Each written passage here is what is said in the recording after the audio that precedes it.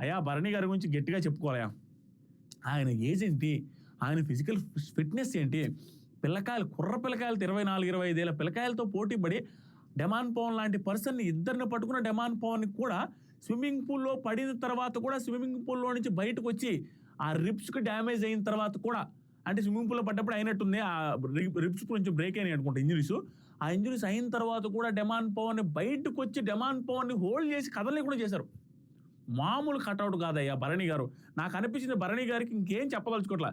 ఈ ఏజ్లో ఇలా ఉన్నారంటే డెమాన్ పవన్ అంత ఏజ్లో, డెమాన్ పవన్ ఏజ్లో భరణి గారు ఏ రకంగా ఉండుంటారు అనేది ఊహలకు అందట్లా.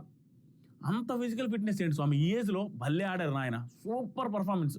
డెమాన్ పవన్ ఆపేశారు నిలువున, ఆయన కూడా ఆపేశాడు. ఆపేసిన తర్వాత ఈ పర్టికులర్ రౌండ్లో రామురాతో లాస్ట్ సెకండ్లో వెళ్ళి శ్రీజాని వదిలించుకొని, శ్రీజా పట్టుకొని ఉంది రామురాతోని కసిగా. ఆ టైంలో అతను తన్నేసడం వల్ల, ఇతను కూడా ఇక్కడ తన్నేయడం వల్ల, ఇతను వెళ్ళి ఇద్దరు తన్నేసుకోవడం వల్ల ఈ రౌండ్ డ్రా అయింది. డ్రా అయిన తర్వాత ఆయన రిబ్స్ బ్రేక్ అయ్యి ఇంజురీ అయిన తర్వాత దివ్య కనెక్ట్ చేసుకుని డాక్టర్ కదా చూసి ఏదో ప్రాబ్లం అయిందని డాక్టర్ దగ్గరికి తీసుకుని పోయారు. ఇక్కడ దాకా అయిపోయింది.